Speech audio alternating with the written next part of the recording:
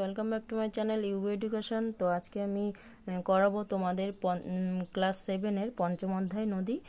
তো এটা তোমাদের থার্ড সামেটিভ বা ফাইনাল পরীক্ষার সিলেবাসে রয়েছে সেটা বলতে পারো। তো সর্বপ্রথম আমি আশা করছি যেসব স্টুডেন্টরা আমার ভিডিও দেখছো তাদের শারীরিক সুস্থতা কামনা করছি আমি।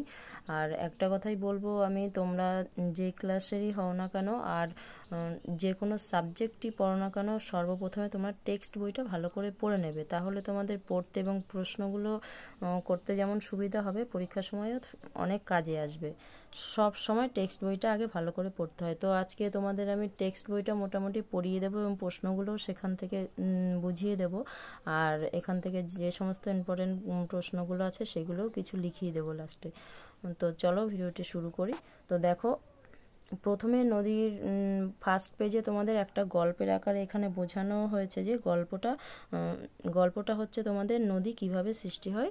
তো ফার্স্ট পেজটা সেই জন্য আমি পড়লাম না, একদম লাস্টে দেখো। তো পেজটা তোমরা পড়ে নেবে, গল্পের মতো সুন্দর করে দেওয়া রয়েছে। দেখো একদম লাস্টে এখানে রয়েছে গল্পটা নদী সৃষ্টির গল্প। সহজে বললে, পার্বত্য অঞ্চলে বিভিন্ন দিক থেকে প্রবাহিত ছোট ছোট জলধারাগুলো যখন পরস্পর মিলিত হয়ে ভূমির ঢাল অনুসারে উঁচু থেকে নিচু স্থানের দিকে বয়ে চলে, তখন নদীর সৃষ্টি হয়। তো কি বলছে এখানে দেখো, পার্বত্য অঞ্চলের বিভিন্ন দিক থেকে প্রবাহিত ছোট ছোট জলধারা। তা পার্বত্য অঞ্চলে অনেক ছোট ছোট জলধারা যখন বিভিন্ন দিক থেকে আসে, ঢাল অনুসারে নিচের দিকে নেমে আসে, তখন সব জলধারাগুলো একসঙ্গে যখন মিলিত হয় তখন কি হয় না, নদীর সৃষ্টি হয়। ওকে, তা চলে যাব আমরা এবার নেক্সট পেজে। তো দেখো নেক্সট পেজের প্রথমেই দেখো রয়েছে নদী যেখানে সৃষ্টি হয়। এখান থেকে দেখো প্রশ্ন তোমাদের, এগুলো তোমরা দেখে দেখে দাগিয়ে নাও একটু, প্রশ্নগুলো তোমাদের তাহলে সুবিধা হবে পড়তে। নদী যেখানে সৃষ্টি হয় সেই জায়গাকে নদীর উৎস বলে। তাহলে এখানে দেখো নদীর উৎস কাকে বলে, নদী যেখানে সৃষ্টি হয় তাকে কি বলে, নদীর উৎস। সাধারণত পাহাড় পর্বত বা মালভূমির মতো কোনো উঁচু জায়গায় নদীর উৎপত্তি বা সৃষ্টি হয়। তাহলে নদীর উৎপত্তি বা সৃষ্টি কোথায় হয়, সাধারণত পার্বত্য বা মালভূমির মতো কোনো উঁচু জায়গায়। ওকে, তো গঙ্গোত্রী হিমবাহের এখানে একটা উদাহরণ দিয়ে দেওয়া হয়েছে তোমাদের। গঙ্গোত্রী হিমবাহের গোমুখ থেকে, আমাদের ভারতের যে প্রধান নদী, দেখো এখানে অনেকগুলো প্রশ্ন রয়েছে। ভারতের প্রধান নদীর নাম কি, গঙ্গা। তার হচ্ছে উৎপত্তি কোথা থেকে হয়েছে, এখানে দিয়েছে দেখো গঙ্গোত্রী হিমবাহের গোমুখ থেকে এখানে ভারতের প্রধান নদী গঙ্গার উৎপত্তি হয়েছে। এখানেও দুটো প্রশ্ন রয়েছে, এটা দাগ দিয়ে নাও তোমরা। দেখো তারপরে বলছে যেখানে গিয়ে নদী শেষ হয়, অর্থাৎ নদী কোনো সাগর, উপসাগর, হ্রদ, জলাশয় বা অন্য কোনো নদীতে গিয়ে মেশে, সেই জায়গাকে কি বলে, নদীর মোহনা বলা হয়। তাহলে আর একটা প্রশ্ন এখানে চলে এসেছে, দেখো নদীর মোহনা কাকে বলে। পশ্চিমবঙ্গের দক্ষিণে বঙ্গোপসাগরে গঙ্গা নদীর মোহনা। উদাহরণস্বরূপ দেখো গঙ্গা নদীর মোহনা কোথায়, এটা পশ্চিমবঙ্গের দক্ষিণে বঙ্গোপসাগরে। এখানে দেখো পৃথিবীর প্রধান প্রধান কয়েকটি নদীর নাম দিয়ে দেওয়া হয়েছে। এখানে ম্যাপের মধ্যে দেখো এখানে একটা আছে ভলগা, মিসিসিপি, মিসৌরি, এখানে নীল নদ আছে, আর এখানে আছে ইয়াংশি, এখানে আছে মারে ডার্লিং, এখানে আছে আমাজন। এই কটা তোমাদের দিয়েছে এখানে পৃথিবীর প্রধান প্রধান নদী। দেখো এইটাও তোমরা দাগ দিয়ে নাও। এখানে বলছে দেখো নদী হলো স্বাভাবিক প্রবাহমান জলধারা যা অভিকর্ষের টানে ভূমির ঢাল অনুসারে উৎস থেকে মোহনার দিকে বয়ে চলে। তাহলে নদী কি বা নদী কাকে বলে, তখন আমরা এটা লিখব, নদী কাকে বলে বা নদী কি যদি প্রশ্ন হয়, এর উত্তরে এটা লিখবে, নদী হলো স্বাভাবিক প্রবাহমান জলধারা যা অভিকর্ষের টানে ভূমির ঢাল অনুসারে উৎস থেকে মোহনার দিকে বয়ে চলে। ওকে, দেখো নদীগুলো কতটা লম্বা এঁকে ফেলতে পারো, এখানে দিয়েছে দেখো। বড় সংখ্যাকে ছোট করে নিলে আঁকতে সুবিধা হবে। প্রথমে সব দৈর্ঘ্যগুলো 1000 দিয়ে ভাগ করে ফেলো, তারপর ভাগফলগুলো সেমি ধরে একটা স্কেলের সেন্টিমিটারের দাগ অনুযায়ী লম্বা করে লাইন এঁকে ফেলো। প্রতিটা নদীর জন্য একটা করে লাইন টানতে হবে, যেমন 63, এখানে কত আছে দেখো 6300 কিলোমিটারকে 1000 দিয়ে ভাগ করলে হয় 6.3। একে সেন্টিমিটার ধরে নিয়ে খাতায় একটা 6.3 সেন্টিমিটার লম্বা লাইন এঁকে ফেলো। প্রতিটা নদীর জন্য টানা লাইনগুলোর পাশে নদীর নামগুলো লিখে ফেলো। দেখো তো কোন নদী কতটা লম্বা তা এক নজরেই বোঝা গেল কিনা। তাহলে নদীর দৈর্ঘ্য আমরা কিভাবে মাপবো সেইটাই এখানে বলে দেওয়া হয়েছে।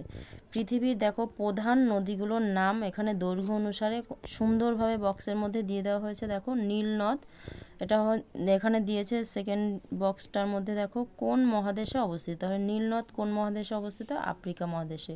দৈর্ঘ্য কিলোমিটার হিসাবে দিয়ে দিয়েছে 6650 কিলোমিটার এটা। তাহলে নীল নদের দৈর্ঘ্য কত এখানে দিয়ে দিয়েছে, কোন মহাদেশে অবস্থিত, তারপরে Amazon, Yangtze, Mississippi, Missouri, Murray Darling, Volga. এখানে যে কটা নদীর নাম হয়েছে পৃথিবীর প্রধান প্রধান নদী যেগুলো, সেগুলো দৈর্ঘ্য অনুসারে কোন মহাদেশে অবস্থিত সেগুলো এখানে দিয়ে দেওয়া হয়েছে। এটা তোমরা অবশ্যই মুখস্থ করবে। নেক্সট পেজে দেখো দিয়েছে শব্দগুলো কঠিন সহজ করে বুঝে নাও। ধারণ অববাহিকা।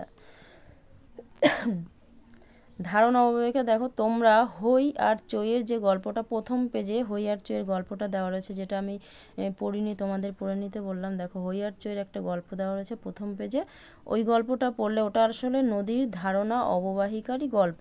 পর্বতের বরফ গলা জল বা বৃষ্টির জল অসংখ্য ছোট ছোট জলধারার মাধ্যমে বয়ে বড় নদী তৈরি করে। এই জলধারা সহ মূল নদীটি যে অঞ্চলের জল দ্বারা সৃষ্টি, সেই অঞ্চলটি হলো ওই নদীটির ধারণ অববাহিকা। তাহলে বোঝা গেল, এইটা তোমরা দাগ দিয়ে নাও এখান থেকে। নদীর ধারণ অববাহিকা কাকে বলা হয়, যে পর্বতের, এখান থেকে তোমরা দাগ দিয়ে নাও। পর্বতের বরফ গলা জল বা বৃষ্টির জল অসংখ্য ছোট ছোট জলধারার মাধ্যমে বয়ে বড় নদী তৈরি করে। নদী কিভাবে সৃষ্টি করে প্রথম পেজে বলেছি। এই জলধারা সহ মূল নদীটি যে অঞ্চলের জল দ্বারা সৃষ্টি, সেই অঞ্চলটি হলো ওই নদীটির ধারণ অববাহিকা। বোঝা গেল? তো তোমাদের একটা কথা আমি বলে রাখি, মাঝখানে যদি কোনো জায়গায় তোমাদের বুঝতে অসুবিধা হয় অবশ্যই তোমরা কমেন্ট বক্সে কমেন্ট করে জানাবে, ওকে। তারপরে এখানে আছে দেখো জলবিভাজিকা। তো জলবিভাজিকা কাকে বলে, তোমার ভূগোল বইটার মাঝের পাতাটা খোলো, তারপর খোলা অবস্থায় বইটা উল্টে দাও। ভেবে দেখো, যদি দেখো এখানে দিয়ে দেওয়া হয়েছে চিত্রটা, একটা বই খোলা হয়েছে, মাঝখান দিয়ে খুলে সেটা উল্টে দেওয়া হয়েছে, ঠিক আছে। দেখো যদি মাঝখানের উঁচু শিরার মতো অংশটা, মানে এই যে এই অংশটাকে বলা হয়েছে মাঝখানের উঁচু শিরার মতো অংশটায় জল পড়ে, তাহলে কি হবে, তাহলে এখানে যদি জল পড়ে কি হবে, এই দিকে গড়িয়ে আসবে, এই দিকে গড়িয়ে আসবে, তাই না। তাহলে জলটা উঁচু অংশটা থেকে দুদিকে ঢাল বরাবর গড়িয়ে যাবে, তাই তো। তাহলে এই দিকে নিচু, এদিকে নিচু, ঢাল বরাবর তো নিচের দিকেই যাবে, তাই না। তাহলে এই দিকে গড়িয়ে যাবে।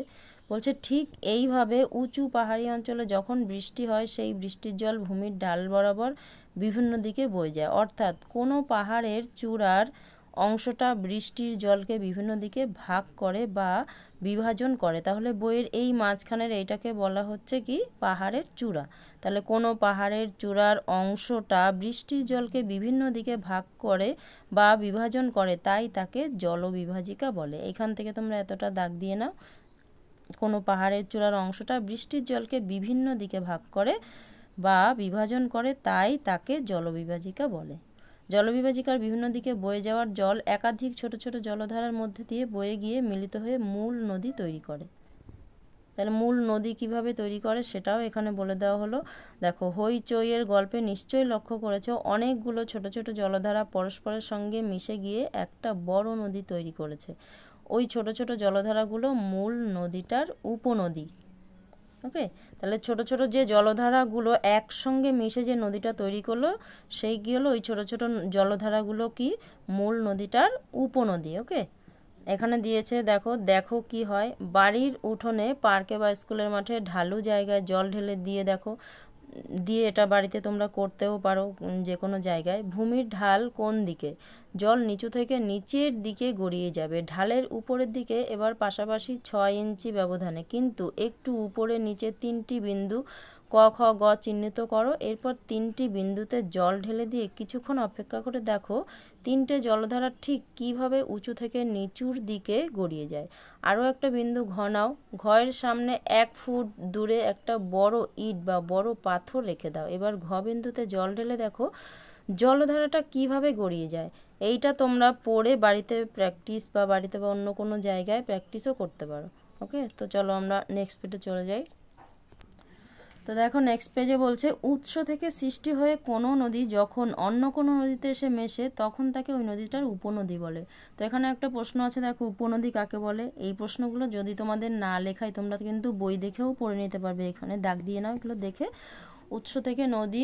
উৎস থেকে সৃষ্টি হয়ে কোনো নদী যখন অন্য কোনো নদীতে এসে মেশে তখন তাকে ওই নদীটার উপনদী বলা হয়। যমুনা, গোমতী, ঘরঘরা, কোশি, গণ্ডক প্রভৃতি নদীগুলো গঙ্গার উপনদী। তাহলে গঙ্গার উপনদী এখানে উদাহরণ দিয়ে দেওয়া হয়েছে। গঙ্গার উপনদীগুলো কি কি না যমুনা, গোমতী, ঘরঘরা, কোশি, গণ্ডক প্রভৃতি।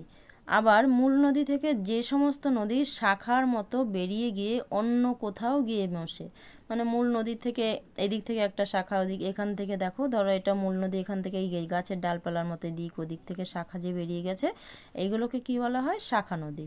তো ভাগীরথী, হুগলি হলো গঙ্গার প্রধান শাখা নদী। দেখো গঙ্গার উপনদী এখানে দেওয়া হয়েছে উদাহরণ, এখানে শাখা নদীরও উদাহরণ দেওয়া হয়েছে, যেমন যেগুলো না গঙ্গার থেকে বেরিয়ে গেছে শাখা পোশাখা ডালপালার মতো সেগুলো হলো শাখা নদী। তো সেগুলোর নাম কি? ভাগীরথী, হুগলি হলো গঙ্গার প্রধান শাখা নদী। এখানে দিয়েছে দেখো আগের দুটো পরীক্ষায় জলের প্রবাহ লক্ষ্য করে যা কিছু বুঝতে পারলে তার সঙ্গে এই উপনদী ও শাখা নদীর ধারণা কি কোনো মিল পেলে? সেটা তোমরা বুঝে দেখো কোনো মিল পেলে কিনা। ওকে, তো এখানে দেখো দিয়ে দিয়েছে এটা কি, একটা দিয়েছে শাখা নদী আর একটা দিয়েছে উপনদীর ছবি দিয়ে দিয়েছে। তো তোমরা এখানে কোনটা শাখা নদী কোনটা উপনদী লিখবে এখানে বক্সে লিখে কমেন্ট করে জানাবে ছবি তুলে। ওকে, দেখো এখানে পিকলুর ডায়েরিতে কি দিয়েছে? উৎস থেকে মোহনা পর্যন্ত যে খাতের মধ্যে দিয়ে নদী প্রবাহিত হয় তাকে নদীর উপত্যকা বলা হয়। তাহলে নদীর উপত্যকা রিভার ভ্যালি কাকে বলে? দেখো উৎস থেকে মোহনা পর্যন্ত মানে যেখান থেকে শুরু হলো আর যেখানে গিয়ে মিশলো সেই পর্যন্ত যে খাতের মধ্য দিয়ে নদী প্রবাহিত হয় তাকে নদীর উপত্যকা বলে। তাহলে উৎস থেকে মানে যেখান থেকে উৎপন্ন হলো নদী, উৎপন্ন হয়ে মোহনা পর্যন্ত যেখান দিয়ে গেল নদীটা, যেই জায়গা দিয়ে যেই খাতের মধ্য দিয়ে নদীটা প্রবাহিত হলো সেই জায়গাটার নাম কি না নদীর উপত্যকা। বোঝা গেল? এগুলো দাগ দিয়ে নাও, খুব সোজা, এগুলো একটু বুঝে বুঝে পড়লেই মুখস্থ হয়ে যাবে। নদী তার উপনদী ও শাখা নদী সহ উৎস থেকে মোহনা পর্যন্ত যে অঞ্চলের মধ্য দিয়ে প্রবাহিত হয় সেই বিস্তীর্ণ ভূমিভাগকে নদী অববাহিকা বলা হয়। তাহলে এখানে কি দিয়েছে? নদী অববাহিকা দিয়ে দিয়েছে। নদী অববাহিকা কাকে বলে? দেখো নদী তার উপনদী ও শাখা নদী সহ উৎস থেকে মোহনা পর্যন্ত যে অঞ্চলের মধ্যে দিয়ে প্রবাহিত হয় সেই বিস্তীর্ণ ভূমিভাগকে নদীর অববাহিকা বলা হয়। মানে সম্পূর্ণ একটা নদীর শাখা নদী, তারপরে উপনদী, তারপরে উৎস থেকে মোহনা পর্যন্ত যতটা সমস্ত জায়গার পুরোটাকে নিয়ে কি হচ্ছে? নদীর অববাহিকা। ওকে, তাহলে আমাজন নদীর অববাহিকা পৃথিবীর বৃহত্তম নদী অববাহিকা। তাহলে সারা পৃথিবীর আমাদের বৃহত্তম নদী অববাহিকা কোনটি না আমাজন, এই যে আমাজন নদীর অববাহিকা। তারপরে দেখো একই নদী অববাহিকার পাশাপাশি প্রবাহিত দুটি নদীর মধ্যবর্তী স্থানকে কি বলা হয়? দোয়াব বলা হয়। তাহলে দোয়াব কাকে বলে এটাও দাগ দিয়ে নাও। একই নদী অববাহিকার পাশাপাশি, আগেই তোমরা নদী অববাহিকা বুঝলে। নেক্সটে দেখো এই একই নদী অববাহিকার পাশাপাশি প্রবাহিত দুটো নদীর যে মধ্যবর্তী স্থান সেটাকে বলা হয় দোয়াব। পার্সি শব্দ দোয়াব, দো সমান সমান দুই, আব সমান সমান জল, জল বা নদী হতে পারে। ভারতের গঙ্গা ও যমুনা নদীর দোয়াব অংশে আগ্রা, এলাহাবাদ প্রভৃতি শহর অবস্থিত। তাহলে ভারতের গঙ্গা আর যমুনা দুটো নদী, দোয়াব কি বলা হয়েছে? দুটো নদীর মধ্যবর্তী যে স্থান। তাহলে গঙ্গা ও যমুনার মধ্যবর্তী স্থানে কে রয়েছে? দোয়াব অংশে কে রয়েছে? আগ্রা আর এলাহাবাদ প্রভৃতি শহর অবস্থিত। এই দুটো শহর রয়েছে, এগুলো তোমরা মুখস্থ করবে। যে নদী কোনো দেশের মধ্যে উৎপন্ন হয় সেই দেশের মধ্যেই কোনো হ্রদ বা জলাশয়ে গিয়ে মেশে তাকে অন্তর্বাহিনী নদী বলা হয়। তাহলে অন্তর্বাহিনী একটা ভিতরের ব্যাপার বোঝা যাচ্ছে এখানে। অন্তর্বাহিনী নদী তাহলে কাকে বলা হচ্ছে? যে নদী কোনো দেশের মধ্যে উৎপন্ন হয় সেই দেশের মধ্যেই কোনো হ্রদ বা জলাশয়ে গিয়ে মেশে, মানে নিজের দেশ ছেড়ে অন্য দেশে যায় না, নিজের দেশের মধ্যেই থাকে, সেটাই বলা হচ্ছে। ভারতের যেমন লুনি, রাশিয়ার আমুদরিয়া অন্তর্বাহিনী নদী। যে নদী একাধিক দেশের মধ্য দিয়ে প্রবাহিত হয় তাকে কি বলা হচ্ছে? আন্তর্জাতিক নদী। তাহলে আগেরটা অন্তর্বাহিনীটা দেশের মধ্যেই রয়েছে, আর আন্তর্জাতিক নদী যেটা, সেটা কি হচ্ছে না, একাধিক দেশের মধ্যে প্রবাহিত হয়, নিজের দেশ ছেড়ে অন্য দেশে চলে যায়, শাখা নদী, উপনদী, এরকম। সিন্ধু, ব্রহ্মপুত্র, ইউরোপের রাইন, দানিউব আন্তর্জাতিক নদী। ওকে, উদাহরণ দিয়ে দিয়েছে। তো চলো আমরা নেক্সট পেজে চলে যাব। নেক্সট পেজে দেখো, এখানে দিয়েছে পুজোর ছুটিতে গঙ্গোত্রী বেড়াতে গিয়ে পুতুল যখন জানতে পারলো যে ডায়মন্ড হারবারে তার বাড়ির পাশ দিয়ে বয়ে যাওয়া শান্তশিষ্ট গঙ্গা নদীটাই এখানে ভীষণ জোরে শব্দ করে ছুটে চলেছে, তখন তার বিস্ময়ের আর সীমা রইল না। আরও একটা ব্যাপার সে লক্ষ্য করলো, গঙ্গোত্রীতে নদীটা খুব বেশি চওড়া নয়, বেশি জলও নেই, অথচ প্রবল তার গতি। কিন্তু তার বাড়ির কাছে এই নদীটাই কত চওড়া আর প্রচুর জল ভর্তি। বলতে পারো একই নদী দুটো জায়গায় দুরকম। হতেই পারে এরকম, তাই না? পুতুলের মতো তোমরাও নিশ্চয় তোমার বাড়ির আশেপাশের কোনো নদীকে লক্ষ্য করেছো। যদি কারো আশেপাশে নদী থাকে, কী নদী সেটার নাম লিখে অবশ্যই জানাবে কমেন্ট বক্সে। তোমরা ভেবে দেখেছো নদীর এত জল আসছে কোথা থেকে? বরফ গলা জল, বৃষ্টির জল, না ঝর্ণার জল, না হ্রদের জল, নাকি অন্য কোনো নদী থেকে? এইগুলো কি তোমরা কখনো ভাবো? আমাদের ছোট নদী চলে আঁকে বাঁকে, বৈশাখ মাসে তার হাঁটু জল থাকে, এটা সবাই পড়েছো ছোটোবেলায় তোমরা।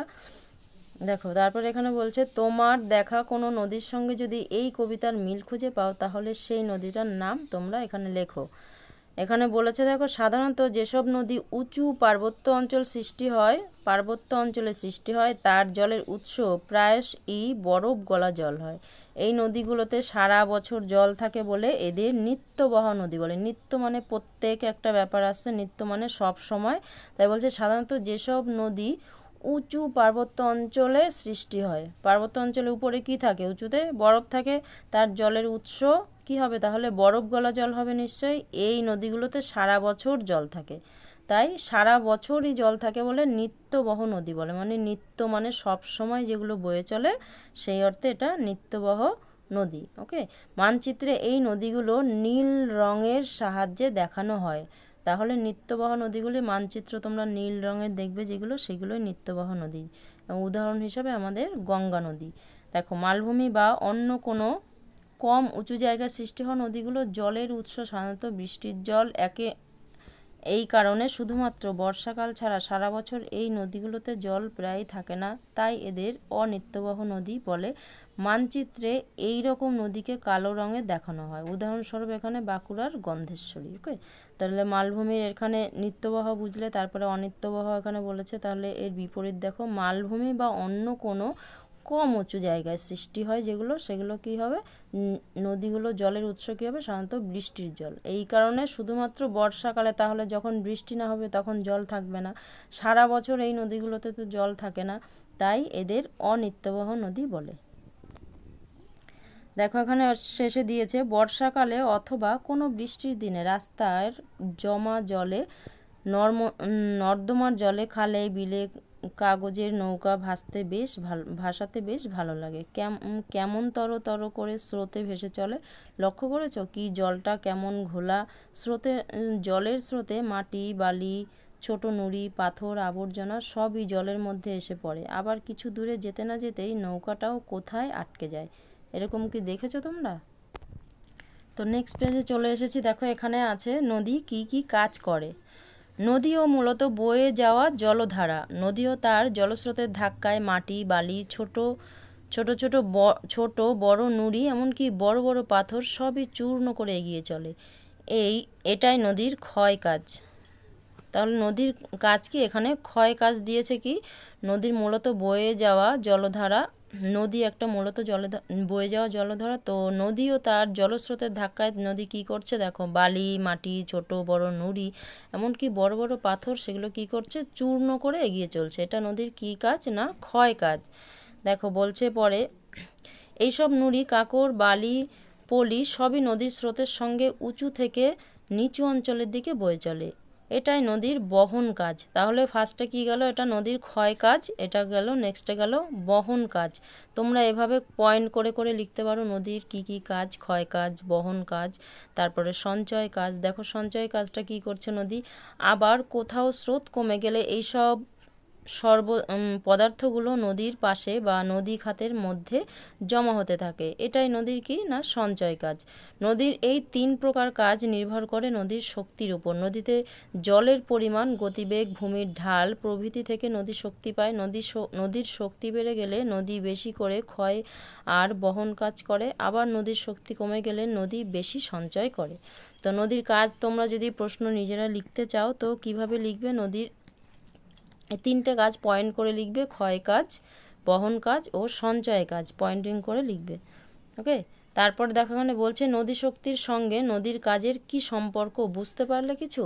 দেখো এখানে দিয়েছে স্কুল থেকে ফেরার পর কেমন ক্লান্ত লাগে, যে স্কুল ব্যাগটা স্কুলে যাওয়ার সময় অনায়াসে বয়ে নিয়ে গেছো, সারাদিন পর ফিরে সেটাকে যত তাড়াতাড়ি সম্ভব রেখে দিতে ইচ্ছে করে, আবার খাওয়া দাওয়া করে কিছুক্ষণ বিশ্রাম নিলে আর ক্লান্তি থাকে না, তুমিও শক্তি পাও।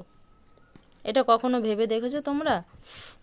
দেখো এখানে দিয়েছে ছবির সাহায্যে সুন্দরভাবে এখানে বুঝিয়ে দিয়েছে। দেখো এখানে ভূমির ঢাল, নদীতে জলের পরিমাণ এখানে দিয়ে দিয়েছে, যে নদীকে শক্তি দেয় কি, নদীর জলের পরিমাণ। এখানে জলের গতিবেগ দিয়েছে, দেখো পয়েন্ট করে সুন্দরভাবে দিয়ে দিয়েছে। নিচের দিকে এবং পাশের দিকে ক্ষয় করা পদার্থ নিয়ে চলে, সমস্ত বাধা অতিক্রম করে এগিয়ে চলে। তাহলে দেখো নদী এই দিক থেকে যাচ্ছে, কোন দিক থেকে, এই দিকে। নদীর ঢাল বলছে ভূমির ঢাল, তাহলে ভূমির ঢাল যেদিকে থাকবে নদী সেদিকে যাবে, যেদিকে ভূমি নিচের দিকে প্রবাহিত হবে নদী সেই দিকেই যাবে। তাহলে নদীতে জলের পরিমাণটা কতটা সেইটা নদীকে শক্তি দেয়, কেননা জল যত বেশি হবে নদী স্রোতও তত বেশি হবে, তাই না? অল্প জল থাকলে খুব তাড়াতাড়ি যেতে পারবে না।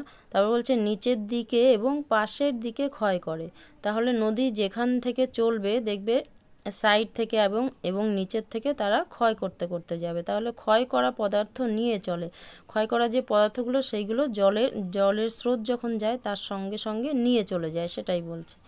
নদী এখানে আছে দেখো জলের গতিবেগ।